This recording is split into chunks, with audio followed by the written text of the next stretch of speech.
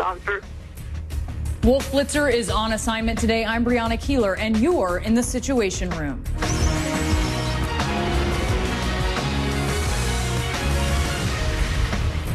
The commander-in-chief who pulled American troops out of Iraq now is sending U.S. military advisors back in. President Obama has laid out his initial response to the onslaught by ISIS terrorists. He's holding out the possibility of additional action, promising that it will be limited and won't involve full-scale fighting. But when it comes to Iraq, many war-weary Americans are skeptical. CNN has a team on the ground in Iraq right now covering all of the angles. And first to our senior international correspondent, Nick Robertson.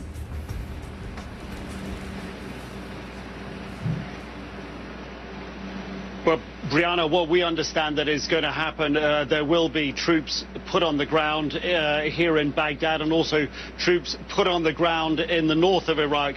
But the president making very clear they're not going to be going into combat. President Obama says U.S. forces will not be returning to combat in Iraq as he announces his plan to deal with that country's rapidly escalating crisis. We're prepared to send a small number of additional American military advisors, up to 300. And going forward, we will be prepared to take targeted and precise military action if and when we determine that the situation on the ground requires it. The question now, is it enough to turn back or even halt the stunning advances by the militant group ISIS, the Islamic State in Iraq and Syria, now in control of vast parts of north and central Iraq? This ISIS video allegedly shows militants overrunning an Iraqi army base, burning an American Humvee. CNN cannot independently confirm its authenticity.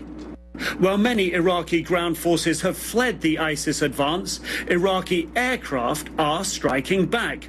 Officials claim this attack killed 50 militants. Thousands are fleeing the violence. Many residents of Mosul, Iraq's second-largest city, have wound up in Erbil, in the autonomous Kurdish region, where refugee camps are growing. Gas lines are popping up as ISIS fighters and Iraqi security forces continue to battle for control of one of the country's largest oil refineries. Each side is claiming to have the upper hand. As the crisis grows, faith in Iraqi Prime Minister Nouri al-Maliki plummets, with Western leaders blaming him for creating conditions that made the ISIS onslaught possible. There is no doubt that the government of Iraq has not given enough attention to healing sectarian divides, to including Sunni and Kurds in the government, to bringing the country together. Only leaders that can govern with an inclusive agenda are going to be able to truly bring the Iraqi people together and help them through this crisis. The Prime Minister's office tells CNN it has not received an official statement asking for him to step down. But a senior Iraqi source tells us only Iraq's religious leaders have the power and influence to force Maliki out. And so far, they're showing no inclination to do that. And with Maliki continuing to cling to power as he does, and even with heightened security here in Baghdad, another 3 car bombs this day, 3 people killed, 15 wounded, and that kind of figure is relatively low for this city, Brianna. That is something. All right, Nick Robertson in Baghdad, thank you. And let's check in now with more of our team on the ground in Iraq. Arwa Damon is in Erbil. And Arwa, watching all of this happen, it just begs the question, and we've heard U.S. officials say that they want to avoid, we heard the president say this today, to avoid sliding into a civil war. But what you're seeing happen, does it meet the definition of a civil war, do you think?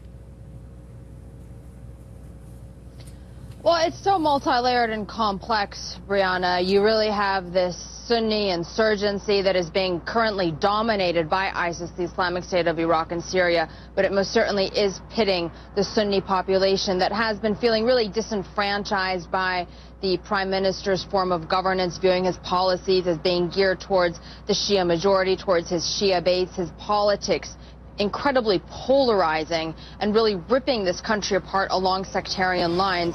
And so it looks like it might be Sunni versus Shia at this stage, but like everything that happens in this battlefield, again, it's a very multi-layered tapestry of different things intersecting within one another.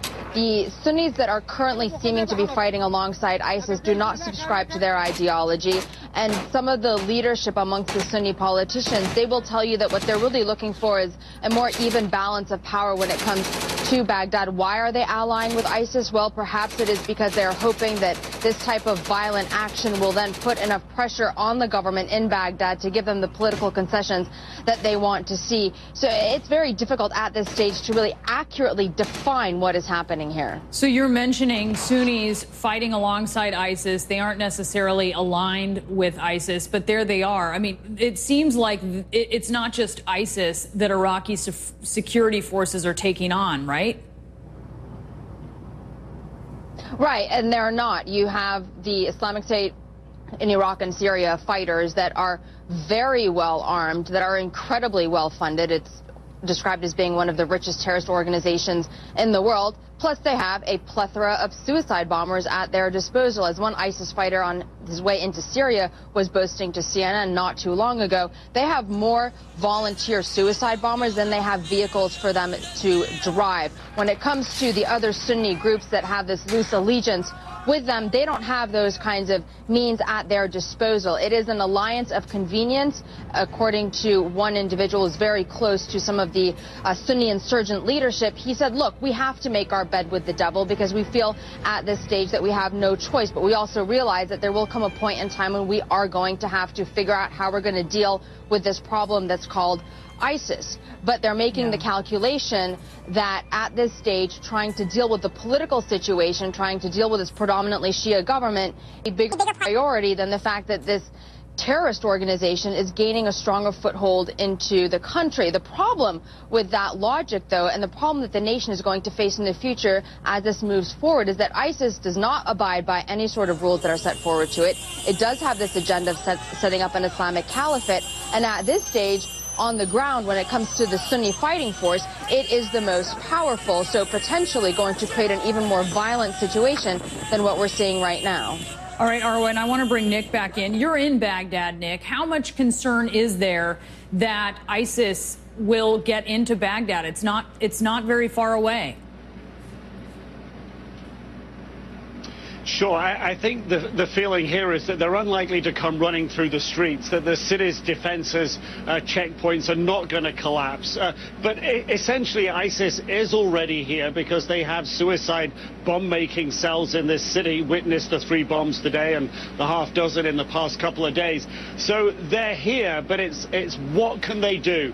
The concern is that they may get closer, may try to launch some kind of offensive on the airport. The airport is a massive site. But what they could do is just stand back and shell it from a distance. They've now captured these huge howitzer long-range artillery pieces. They've got tanks that they didn't have before that they've looted on this rampage through the north of Iraq. So they've got a greater ability, and it's that the fear would be cutting the city off, shelling into it. That's the concern, not them running through the streets. All right, Nick Robertson in Baghdad, Arwa Damon in Erbil. Thanks to both.